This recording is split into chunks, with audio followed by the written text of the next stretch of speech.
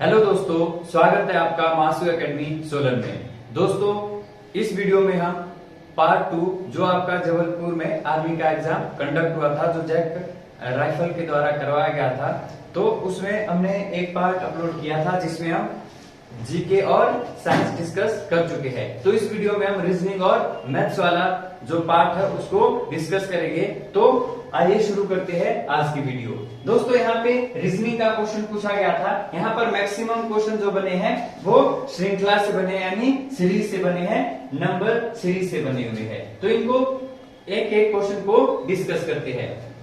यहाँ पे हमारा जो श्रृंखला दी हुई थी 1, 2, 5, 10, 17, तो आपने जो यहाँ पे ब्लैंक दिया हुआ है, यानी जो ब्लैंक प्लेस है वो आपने बताना है कि खाली स्थान पर क्या आएगा। तो यहाँ पे अगर हम सबसे पहले इनके बीच का अंतर देखें, यानी गैप देखें, तो यहाँ पे 1 का अंतर है, और 2 और 5 के बीच 3 का अंतर है, और यहाँ पे 5 का अंतर है, और यहाँ पे 7 का अंतर है।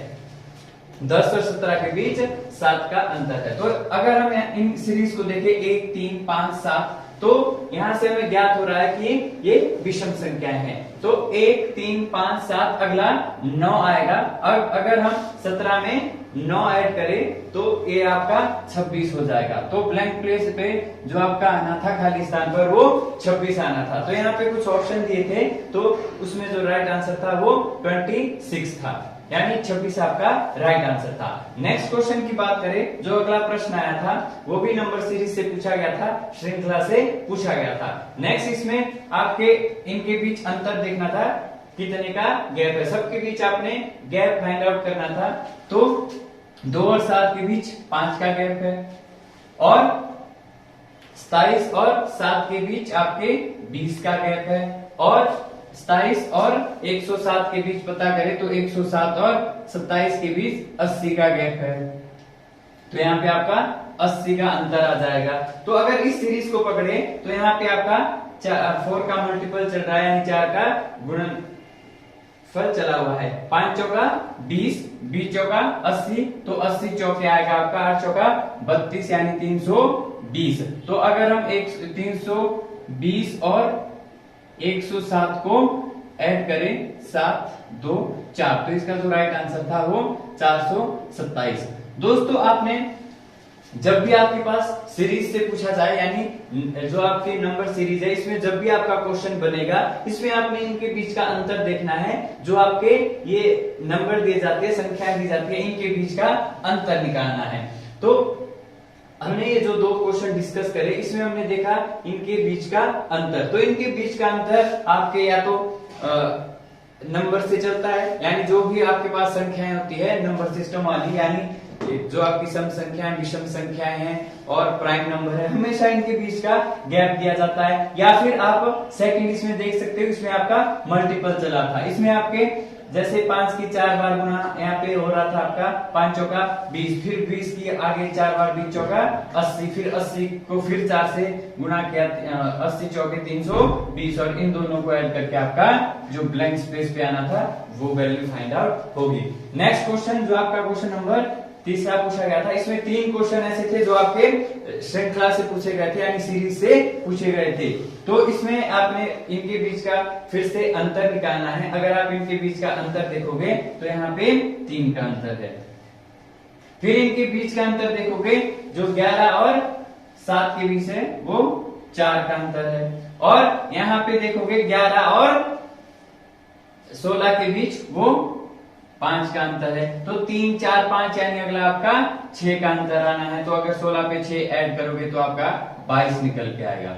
तो जो इसका राइट आंसर है वो 22 होगा। तो ये जो तीनों क्वेश्चन है वो श्रृंखला से पूछे गए थे। तो उम्मीद करता हूं कि आपको ये तीनों समझ आए हो, या जिनका एग्जाम था वो आप अपनी आंसर की बना सकते हो। ये आपके 3 आंसर रीजनिंग के निकल गए। जो चौथा क्वेश्चन था वो आपके ऑड और इवन से पूछा गया था, मतलब आपने इसमें से 4 ऑप्शन में से ऑड वाला ऑप्शन बाहर निकालना था, यानी असंगत। यहाँ पे असंगत भी है, विमेल भी होता है और भिन्न भी होता है। हो सकता है नेक्स्ट जो आपका एग्जाम होगा उसमें बमेल आए या फिर भिन्न आए। मतलब 4 ऑप्शन आपके पास दिए जाएंगे जिसमें 3 सिमिलर होंगे और एक आपका विषम होगा यानी अलग होगा। तो इसमें देखिए निम्नलिखित में से असंगत चुने। तो हमारे पास ऑप्शन थे जयपुर, बेंगलोर, कोचीन और मुंबई।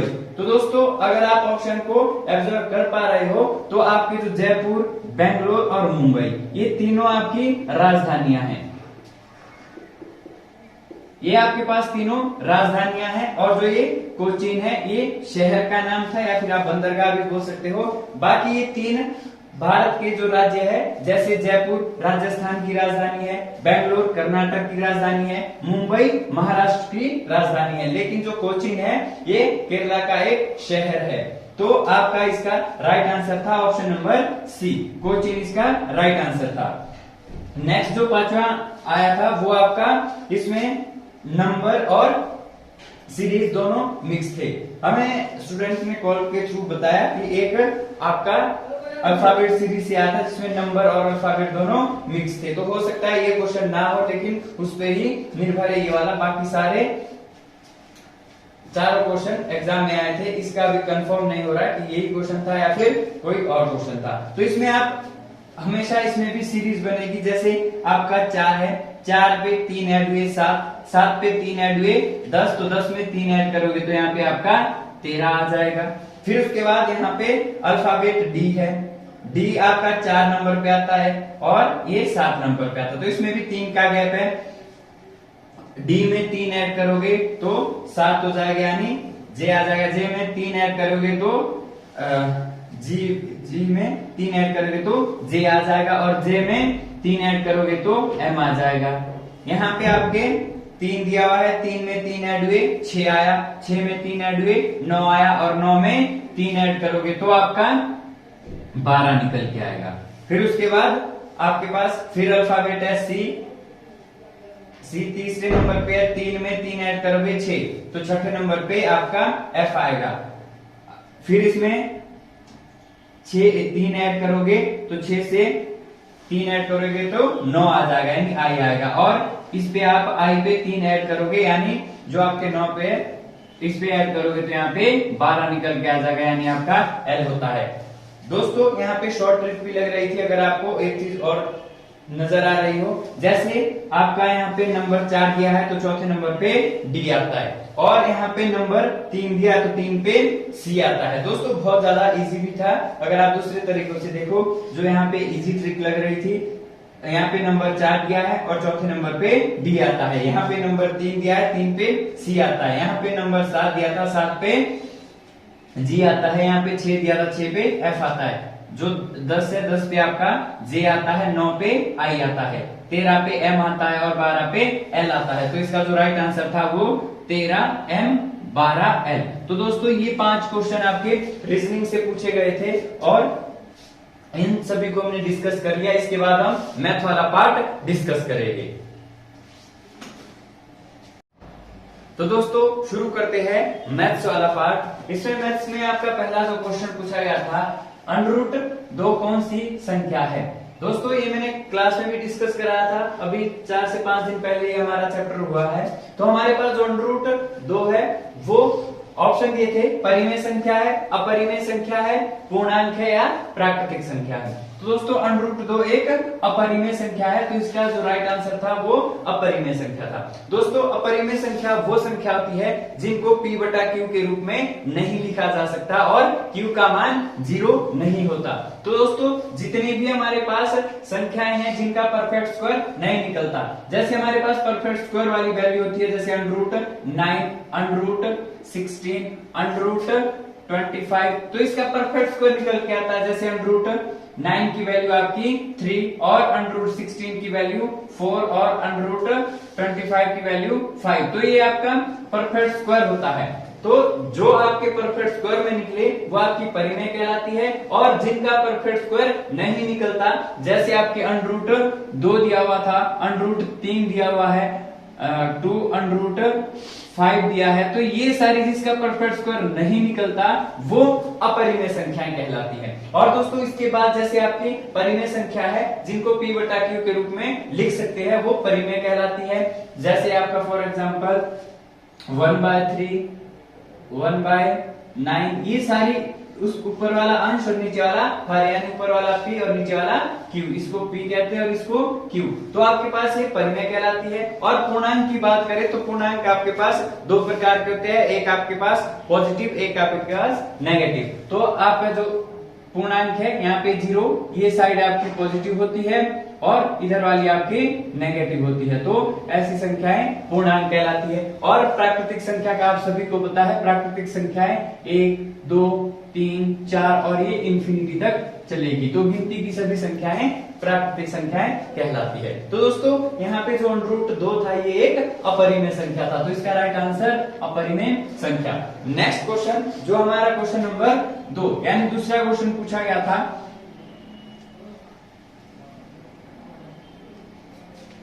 ये आपके पास दूसरा क्वेश्चन पूछा गया था 0.2 इंटू 0.3 इंटू 0.7। तो आपके पास मैंने ये चीज भी डिस्कस आपसे करी है आपके साथ। तो आपके पास जो मल्टीप्लाई वाले नंबर दिख रहे हैं यहाँ पे 2, 3, 7, इनकी गुणा करनी है आपकी 2 गुणा 3 गुणा 7, यानी 2 गुणा 3 गुणा 7, इनकी मल्टीप्लाई करनी है। तो 2 3 6 और 6 7 42। तो आपके पास इनका जो मल्टीप्लाई निकल के आ गया वो 42 है। अब इसके बाद आपने देखना है कि पॉइंट के बाद कितने अंक है। जैसे यहाँ पे पॉइंट के बाद 1 अंक है, यहाँ पे पॉइंट के बाद 1 अंक है, यहाँ पे पॉइंट के बाद 1 अंक है, तो 1 अंक 2 अंक 3 अंक है, यानी जो आपका यहाँ पे दशमलव है वो 3 अंक पहले आएगा। तो 2 अंक हमारे पास पहले से अवेलेबल है, इकाई 2.5, तो 3 अंक पहले यानी सैकड़े से पहले आएगा, तो हम यहाँ पे 0 लगा सकते हैं। दोस्तों अगर हमारे पास मान लो कभी 3 अंक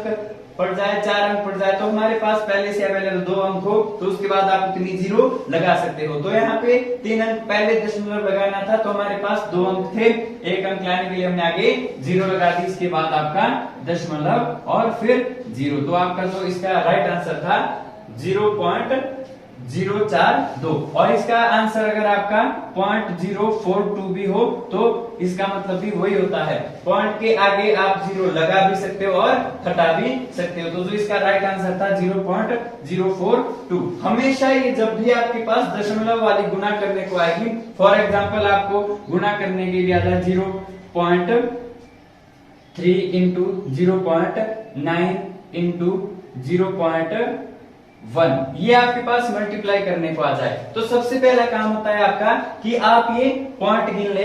जैसे पॉइंट के बाद कितने अंक है, इधर 1 अंक है, इधर 1 अंक है, इधर 1 अंक है, तो 1 2 3, यानी आपका 3 अंक पहले दशमलव लगेगा। बस आपने दशमलव ये 3 अंक पहले लगाना है, तो इसकी आपने मल्टीप्लाई करनी है। जैसे यहाँ पे आ जाएगा आपका 3 गुना 9, यानी 9 3 27 और 27 एकम 27, तो आपका 27 निकल के आ गया। यहाँ पे हमारे पास 2 अंक है, यहाँ पे बोला 3 अंक पहले दशमलव लगेगा, तो यहाँ पे आप 0 लगा सकते हो। अब अंक कितने हो गए, इकाई 2.5 सैकड़ा, यानी 1 2 3 अंक, तो यहाँ पे आपने दशमलव लगा दिया, आप 0 आगे लगा भी सकते हो, तो इसका राइट आंसर हो जाएगा ये। तो आपके पास जो एग्जाम में आता है ये वाला क्वेश्चन था जिसका राइट आंसर 0.042 राइट आंसर था। अगला क्वेश्चन, क्वेश्चन नंबर 3, जो अगला तीसरा क्वेश्चन पूछा गया था, यहाँ पे आपके पास ये रेशो से पूछा गया था, यानी अनुपात से पूछा गया था। इसमें आपने x की वैल्यू निकालनी थी। तो हमेशा आपके पास जब भी ये फोर्थ रेशो निकालने का क्वेश्चन आए, आपके पास एक फॉर्मूला बनता है a गुना d बराबर है b गुना c। तो आपके पास ये वाला a होता है, ये b, ये c और ये d, तो इनके अगर आप मल्टीप्लाई करोगे ये इसका फॉर्मूला बनता है a गुना d बराबर है b गुना c। अगर a देखे तो आपके पास 3/5, a की वैल्यू आपकी 3/5 गुना d की वैल्यू आपके पास 2/3 बराबर है d की वैल्यू आपकी x गुना c की वैल्यू 1/5। तो ये आपके फॉर्मूले पे वैल्यू पुट कर दी है। अब ये कैंसल आउट हो जाएगा, या फिर आप इसकी गुणा भी कर सकते हो या इसको कैंसल आउट भी कर सकते हो। जैसे यहाँ पे आपका सामने से सामने करता है तो 5 से 5 कट गया, अब आपका ऊपर नीचे करता है इधर, तो 3 से 3 कट गया। यहाँ पे आपके 2 बचा है और यहाँ पे x गुना 1, यानी आपकी x की वैल्यू 2 निकल के आ गई। तो इसका जो राइट आंसर था वो यहाँ पे x का मान निकालना था, तो x का मान आपका 2 निकल के आ गया। तो दोस्तों यहाँ पे हम इस जो स्लाइड में है वो 3 क्वेश्चन डिस्कस करेंगे। नेक्स्ट स्लाइड की ओर चलते हैं। दोस्तों नेक्स्ट स्लाइड में जो क्वेश्चन पूछा गया था, 40 आदमी 110 मीटर लंबी सड़क 50 दिन में बनाते हैं, तो उसी सड़क को 40 दिन में कितने आदमी बनाएंगे। दोस्तों ये एक विधि यानी यूनिटरी मेथड से क्वेश्चन पूछा गया था, जो आपका एमबीएच चैप्टर है उससे पूछा गया था। तो यहाँ पे 40 आदमी थे, तो ये आपका M1 निकल के आ गया 40 आदमी, यानी मैन कितने थे आपके 40। 110 मीटर लंबी सड़क बनाता है, तो जो ये 110 मीटर लंबी सड़क है ये इनका काम है यानी वर्क है, तो आपका W1 निकल के आ गया 110। अब बोला 50 दिन में बनाते हैं, तो आपका D1 भी निकल के आ गया, D1 है आपका 50। फिर अब उन्होंने पूछा तो उसी सड़क को, तो उसी सड़क को मतलब 110 मीटर लंबी सड़क, तो आपका W2 वही सड़क है, तो आपका W2 110 निकल गया। उसी सड़क को 40 दिन में, तो D2 भी आपके पास दिया है 40 दिन। 40 दिन में कितने आदमी बनाएंगे, यानी आपने M2 की वैल्यू निकालनी है। तो आपके पास फॉर्मूला जो बनता है एमडीएच का M1 गुणा D1, तो आपके पास H1 नहीं दिया और W1 दिया है। वैसे कंप्लीट फॉर्मूला M1 गुणा D1 गुणा H1 बटे W1 होता है, लेकिन इसमें कहीं भी आपके पास घंटे नहीं दिए हैं। तो उसके बाद आपका M2 गुणा D2 बटे W2। अब आपके पास वैल्यू यहाँ पे है, पुट करोगे आपका आंसर निकल जाएगा। M1 आपका 40 गुणा D1 50 बटे W1 110 बराबर है M2। M2 आपने निकालना है, D2 आपके पास दिया है, D2 आपका 40 दिन है और W2 की वैल्यू देखे तो 110 है। अब आपके पास सामने से सामने कटता है, तो 110 से 110 कट गया, सामने से सामने 40 से 40 कट गया, तो आपके पास जो आंसर निकल के आया 50 बराबर है M2। तो जो M2 यानी मैन का आंसर आया वो 50 निकल के आया। तो क्वेश्चन था 4 संख्याओं का औसत 20 है, प्रत्येक में C जोड़ने पर औसत 22 हो जाता है, तो C का मान ज्ञात करें। दोस्तों यहाँ पे 4 संख्याओं का औसत दिया है, 4 संख्याओं का औसत 20 है। जो हमारे पास 4 संख्या थी उनका जो एवरेज है वो 20 है। अब उन्होंने बोला कि जब उसमें C जोड़ा गया, यानी जो चौथी संख्या में है जब उसमें C जोड़ा गया तो औसत 22 हो गया। तो इन्होंने बोला कि C का मान बताए। दोस्तों जब आपके पहले 20 औसत था 4 संख्या का, जब पांचवी संख्या आई पांचवी संख्या C आई, तो इसमें आपका जो औसत है वो 22 हो गया। दोस्तों हमेशा आपने एक चीज का ध्यान देना है कि आपका औसत वाला किसी भी औसत में कोई भी गुना हो जुड़े तो आंसर हमेशा सेम रहता है। तो 20 में जब आपने C ऐड किया तो आपका 22 हो गया। तो आपने 20 में कितना ऐड किया जो आपका औसत 22 निकल के आया, तो आप जब 20 में आप 2 ऐड करोगे तो आपका 22 बन जाता है, यानी C का मान आपका 2 होगा। जो आपने 20 में जोड़ा था वो 2 जोड़ा था, तो C का जो मान है वो 2 है। तो इसका right answer option number A, इसका जो आंसर होगा वो 2 होगा। Next question, question number 6। Ram 25 टोकरी 35 दिन में बनाता है, तो 110 टोकरी कितने दिन में बनाएगा। दोस्तों ये भी आपका एमडीएच का है, इसको 2 तरीके से करेंगे। एक आपका इन्होंने बोला है कि राम 25 टोकरियां 35 दिन में बनाता है। अब यहाँ पे ये आपका वर्क है, यानी 25 टोकरियां बनाते हैं, तो ये आपका W1 है, वर्क है 25 टोकरियां। 25 टोकरियां 35 दिन में बनाता है, तो आपका जो दिन है वो 35 दिया है। अब बोला है कि राम 25 टोकरियां 35 दिन में बनाता है, तो 110 टोकरियां कितने दिन में बनाएगा। तो आपने D2 निकालना है, D2 की वैल्यू आपने निकालनी है और W2 दिया है कि 110 टोकरियां बनानी है।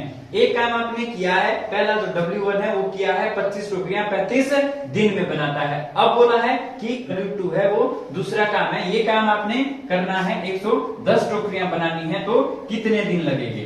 तो आपके पास जो फॉर्मूला बन के आएगा D1 अपॉन W1, यहाँ पे दिन दिए है ना, यहाँ पे आदमी दिए ना घंटे दिए, तो यहाँ पे D1 आएगा बटे में W1 आएगा। तो यहाँ पे आपका D2 निकल के आएगा, यहाँ W2 निकल के आएगा। तो आपके अगर फॉर्मूला पुट करो तो D1 की वैल्यू आपकी 35 और W1 आपका 25 बराबर यहाँ पे D2 आपने निकालना है और W2 आपका 110 दिया है। तो अगर ये ऊपर नीचे कैंसिल आउट करोगे, 5 से काटोगे 5 25, 5 से काटोगे 5 सत्ते 35। अब सामने आमने सामने करता है तो सामने काटोगे 5 एकम 5 और 5 दूनी 10, 1 बचा 5 दूनी 10। तो आपके पास वैल्यू बची है 7 बटे 1 बराबर है D2 बटे 22। क्रॉस मल्टीप्लाई करोगे तो 22 गुना 7 बराबर है D2। यहाँ से D2 की वैल्यू निकल के आएगी, गुना करोगे आप 7 दूनी 14, हासिल 1 7 दूनी 14 1 15। तो D2 की वैल्यू आपकी 154 निकल के आएगी। तो इसका राइट आंसर है ऑप्शन नंबर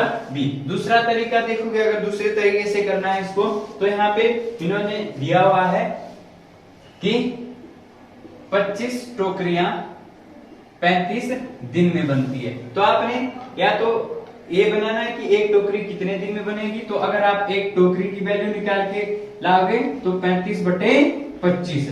तो आप यहां से कैंसल आउट करोगे,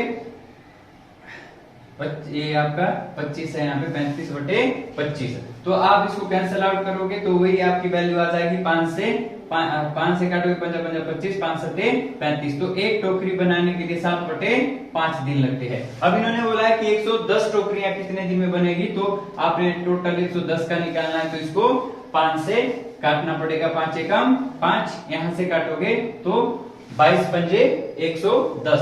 तो आपकी जो टोटल वैल्यू निकल के आएगी 7 गुना 22, तो 22 सत्ते 154। तो दोस्तों आप इसको सिंपल भी कर सकते हो। 25 टोकरियां 35 दिन में बनती है, तो एक टोकरी की वैल्यू 7 बटे 5 यानी 7 बटे 5 दिन में बनती है। तो जब एक टोकरी 7 बटे 5 दिन में बनेगी तो 110 टोकरियां कितने दिन में बनेगी, उसको मल्टीप्लाई करके आपका आंसर 154 आ जाएगा। Next question number 7। 5 से 100 तक की कितनी संख्याएं हैं जो 3 से विभाजित होगी। यहाँ पे आपका जो विभाजित का मतलब है वो भाग होना होता है, यानी जो 5 से लेकर 100 तक है वो कितनी संख्याएं हैं जो 3 से पूरी तरह भाग हो जाती है, पूरी तरह कट जाती है। तो दोस्तों यहाँ पे आपके पास विभाजिता का नियम आया है। तो आपके पास पहली बात करें, जो पहली संख्या है 5 से 100 तक, वो पहली संख्या होगी 6, यानी 5 तो 3 से नहीं कटती, तो 5 की अगली संख्या 6 है जो 3 से डिवाइड होती है। फिर 6 के बाद अगला आ जाएगा 9, 9 के बाद 12 और आप लास्ट तक जाएंगे तो 100 आपका 3 से विभाजित नहीं होता। तो यहाँ पे आपका जो लास्ट टर्म है वो 99 निकल के आ जाएगी, क्योंकि अब ये 5 से लेकर 100 तक है जो संख्याएं विभाजित होती है। तो यहाँ पे आप एपी वाला जो चैप्टर है वही काम में ला सकते हो। जो फॉर्मूला है a plus n minus 1 into D, ये आपका एपी का है, एपीजीपी वाला चैप्टर है, वहां से एक फॉर्मूला है जिसमें आपने लास्ट टर्म निकालनी है। तो an आपका लास्ट टर्म होता है, तो जो an है वो an की वैल्यू 99 है जो आपकी अंतिम संख्या है। an आपका 99 आ गया और a आपका स्टार्टिंग वाला पॉइंट है, और यहाँ पे आपका जो d है वो होता है अंतर, डिफरेंस। तो इनके बीच अंतर, यानी जब आप सभी को पता है ये 3 का पहाड़ा चल रहा है तो इनके बीच अंतर भी आपका जो गैप है वो भी 3 का होगा। 6 3 9, d का मतलब होता है सर्व अंतर। तो आपका जो इसका d की वैल्यू है वो 3 निकल के आ जाएगी। a आपका 6 है और an आपका 99 है। ये वैल्यू हम फॉर्मूले में पुट करेंगे तो an की वैल्यू आपकी 99 है, यानी 99 है, और a आपका फर्स्ट टर्म है तो फर्स्ट टर्म आपकी 6 है, यानी 5 की जो अगली संख्या है 6 वो 3 से विभाजित होने वाली पहली संख्या कौन सी है 6। उसके बाद आपका प्लस n आपकी वैल्यू निकालनी है n माइनस 1, और d जो आपका सार्वंतर है यानी डिफरेंस है वो इनके बीच 3 का डिफरेंस है। ऑब्वियसली बात है जब आपका 3 का मल्टीपल चल रहा है तो जो अंतर है वो 3 का ही होगा। तो यहाँ पे आपकी वैल्यू निकल के आ जाएगी 99 बराबर है 6 प्लस यहाँ पे 3 का मल्टीप्लाई करोगे अंदर 3 गुना n, यानी 3n माइनस 3 एकम 3। अब आपका आगे निकल के आएगा 99, यहाँ पे 6 माइनस 3 प्लस 3n, अब 6 में से 3 गए तो आपका 3 वापस बचता है, तो 3 प्लस 3n। अब आपका 3n इधर 99 माइनस प्लस का 3 है, जब इक्वल टू से आ जाएगा तो माइनस का 3 होगा और यहाँ पे आपके 3n। अब 99 में से जब आप 3 लेस करोगे तो आपकी जो वैल्यू है वो 96 आएगी और यहाँ पे आपका 3n। आपने n की ऐसे भी वैल्यू निकालनी है, वो आपका फाइनल आंसर होगा। तो सामने से सामने करता है 3 एकम 3, 3 तिया 9 और 3 दूना 6, तो n की जो वैल्यू निकल के आएगी वो आपकी 32 यानी 32 निकल। अगला प्रश्न, एक समबाहु त्रिभुज का क्षेत्रफल 9√3 है तो उसकी भुजा का माप कितना होगा। दोस्तों यहाँ पर आपने भुजा निकालनी है, एक समबाहु त्रिभुज दिया हुआ है तो उसका क्षेत्रफल है, समबाहु त्रिभुज का क्षेत्रफल √3/4 गुणा a² ये होता है। तो त्रिभुज का क्षेत्रफल इन्होंने दिया हुआ है, जो समबाहु त्रिभुज का क्षेत्रफल है वो 9√3 है। फॉर्मूला है √3/4 गुणा a²। तो आपके पास पता है सामने से सामने कटता है तो √3 से √3 कट जाएगा। तो यहाँ पास जो वैल्यू निकल के आएगी वो 9/1 इक्वल टू √a²/4।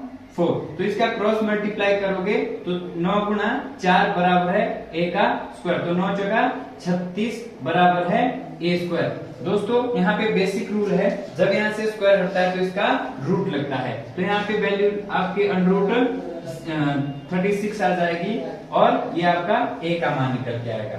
तो आपके पास √36 यानी √36 जो है वो 6 का स्क्वायर होता है, तो a की जो वैल्यू निकल के आएगी वो आपकी 6 है। एक समांतर चतुर्भुज का क्षेत्रफल 260 सेंटीमीटर है तथा आधार 26 सेंटीमीटर है, तो ऊंचाई ज्ञात करें।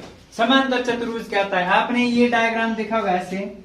ये समांतर चतुर्भुज नाम से पता चल रहा है जिसकी चारों भुजाएं कैसी होती है, समान होती है, वो समांतर चतुर्भुज कहलाता है।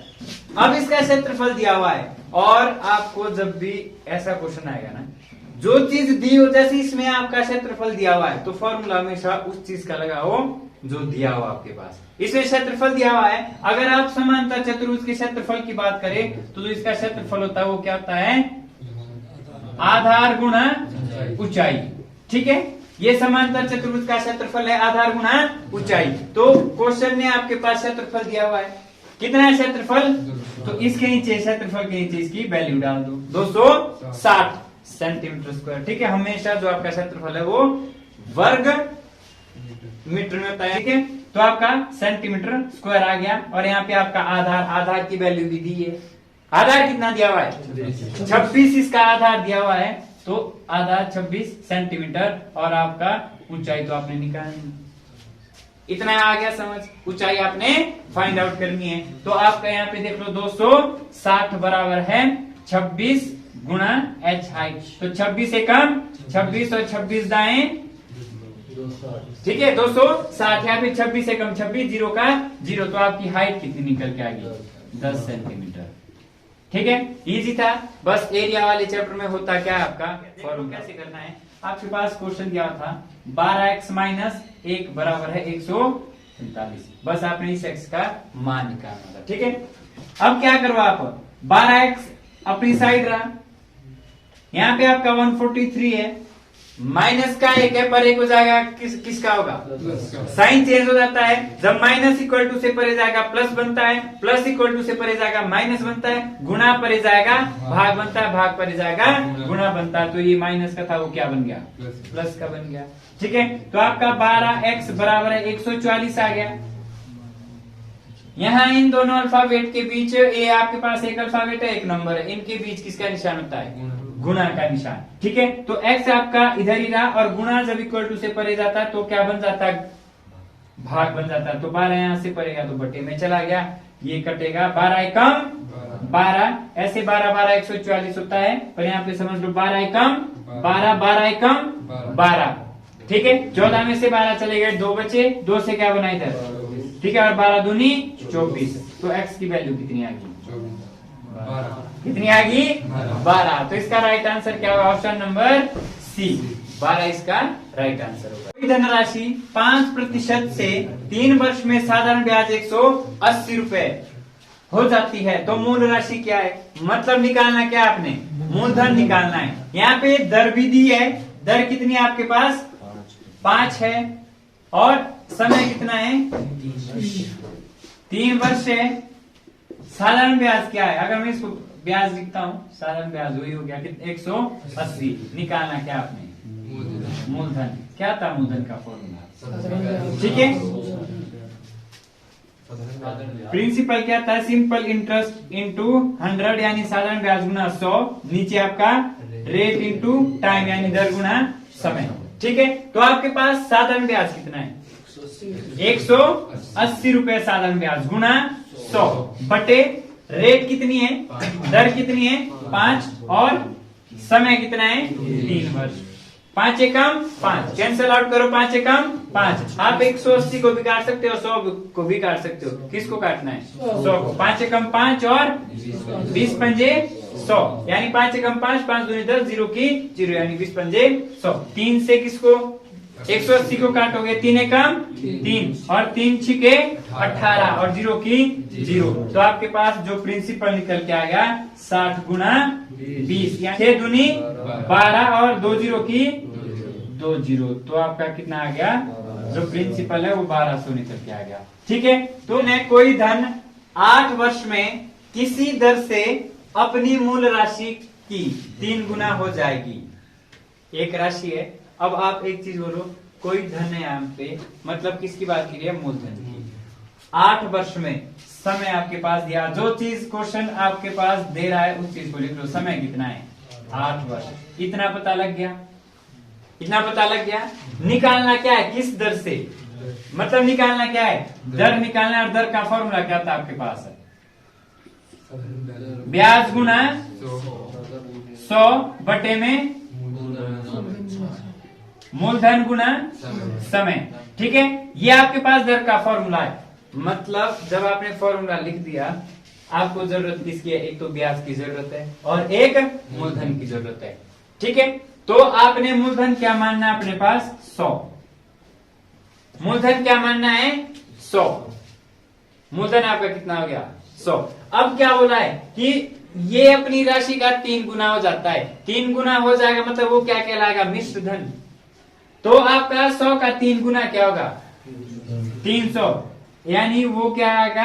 अमाउंट यानी मिश्र धन आएगा। मिश्र धन क्या आएगा? मूलधन का किसी राशि का 3 गुना। तो आपके 100 का 3 गुना कितना होगा? 100 गुना 3, 300। ये क्या होगा आपके पास?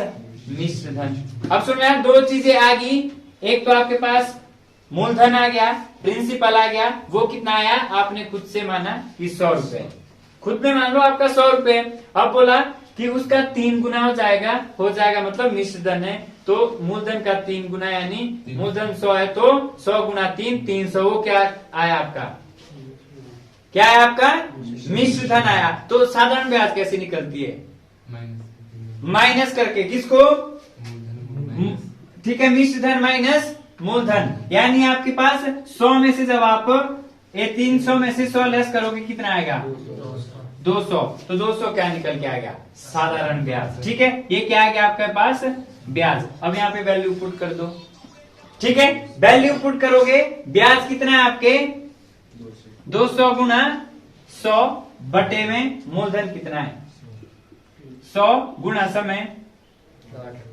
समय बोलो कितना है? 8 वर्ष। ठीक है, अब आप इसको कैंसल आउट कर दो। ठीक है, क्या 100 से 100 कट गया आपका। इसके बाद आप 2 से करोगे तो 2 से काटोगे, ये कितना आएगा? 4। 2 से काटोगे ये कितना आएगा? 100। 4 एकम 4 और 25 चौका 100। तो 25% आपका क्या निकल के आ गया? दर आ गया। समझ आया? ऑप्शन है आपके पास। ठीक है, तो इसका जो राइट आंसर होगा 25%। ए किसी काम को 10 दिन में और बी उसी काम को 15 दिन में करता है। सुन लेना क्वेश्चन। यदि दोनों एक दिन छोड़कर एक दिन काम करते हैं तो काम पूरा होने में कितने दिन लगेंगे?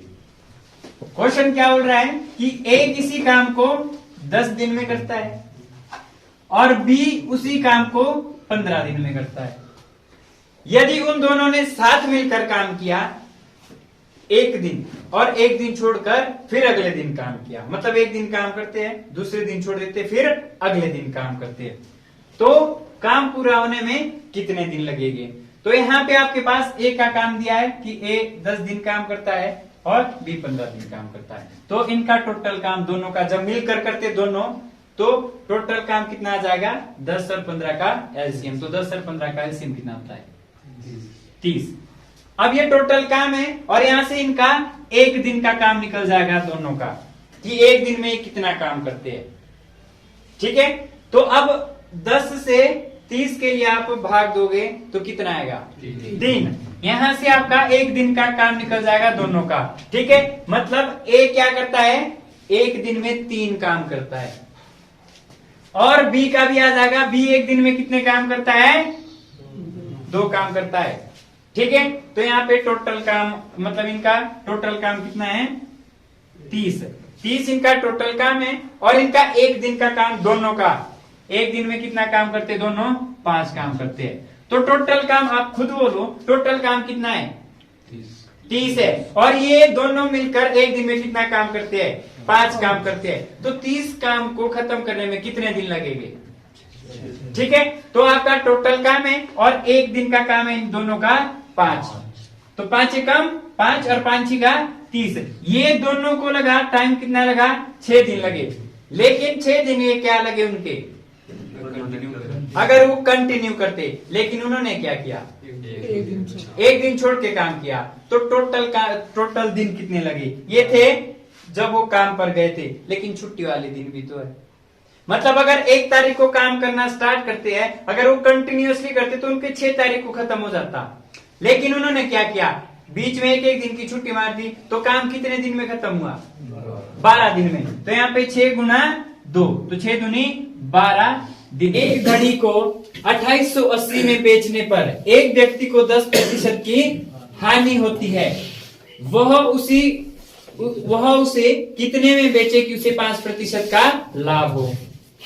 ठीक है, तो यहाँ पे आपका देखो क्या आया है, एक घड़ी को 2880 में बेचे, फिर व्यक्ति को 10% की हानि होती है। अब बोल रहा है कि यदि उसे लाभ कमाना है तो कितने में बेचे। विक्रय मूल्य दिया है, यानी निकालना क्या है सबसे पहले क्रय मूल्य। ठीक है, जब क्रय मूल्य आएगा तभी हम 5% का क्या निकाल सकते हैं, लाभ निकाल सकते हैं। तो आप ये चीज बोलो, क्रय मूल्य का फॉर्मूला क्या होता है। क्रय मूल्य बराबर है विक्रय मूल्य गुणा 100, और पहले क्या हो रहा है आपके 100 माइनस हानि, 100 माइनस हानि प्रतिशत, ये आपके क्रय मूल्य का फॉर्मूला होता है। यहां से हमारा कॉस्ट प्राइस निकल के आएगा, यानी क्रय मूल्य निकाल के आएगा। ठीक है, तो कॉस्ट प्राइस क्या है आपका, विक्रय मूल्य कितना दिया है 2880 में बेचने पर। ठीक है, तो विक्रय मूल्य कितना है 2880 गुणा 100, 100 माइनस हानि। ठीक है, तो 100 माइनस हानि, 100 में से आप हानि कितने की हो रही है 10 की हो रही है, तो 100 में से आप 10 माइनस करते हो, कितना बचता है 90। ये समझ आया। ठीक है, अब यहां से आप 0 से 0 कैंसल आउट कर दो। ठीक है, तो आपका 9 एकम 9 और 9 तिये 27, ये 28 है, 28 में से 27 चला गया, कितना बचा 1 और 1 से क्या बना 18, और 9 दूनी 18। ठीक है, तो आपका सीपी क्या निकल के आ गया, यानी कॉस्ट प्राइस क्या निकल के आ गया 32 गुणा 100, यानी आपका 3200। अब क्या बोला है उन्होंने, अब बोला है कि यदि आपने 5% का लाभ कमाना है तो कितने में बेचना है, यानी निकालना क्या है विक्रय मूल्य निकालना है। कितने में बेचे कि 5% का लाभ हो, तो आपने विक्रय मूल्य का फॉर्मूला लगाना है। लगाना कौन सा है, लाभ वाला। तो विक्रय मूल्य का फॉर्मूला क्या आता है, क्रय मूल्य गुणा 100 प्लस लाभ, लाभ प्रतिशत, लाभ वाला क्योंकि 5% लाभ कमाना है, बटे 100। तो आपका कॉस्ट प्राइस कितना है 3200 गुणा 100 प्लस लाभ, 100 5 का लाभ हो रहा है, 100 प्लस 5 कितना हुआ 105 बटे 100। 2 0 से 2 0 कटी, बचा क्या 105 गुणा 32। ठीक है, 105 गुणा 32 करोगे 33। ठीक है, अब इसको 32 से गुणा करो, 5 दूनी 10, 2 एकम 2 और 3 पंजे 15, 3 एकम 3, 0 6 3 3 33 60। तो आपका ऑप्शन नंबर सी कितना आया? 33 60। ये चीज क्लियर होगी।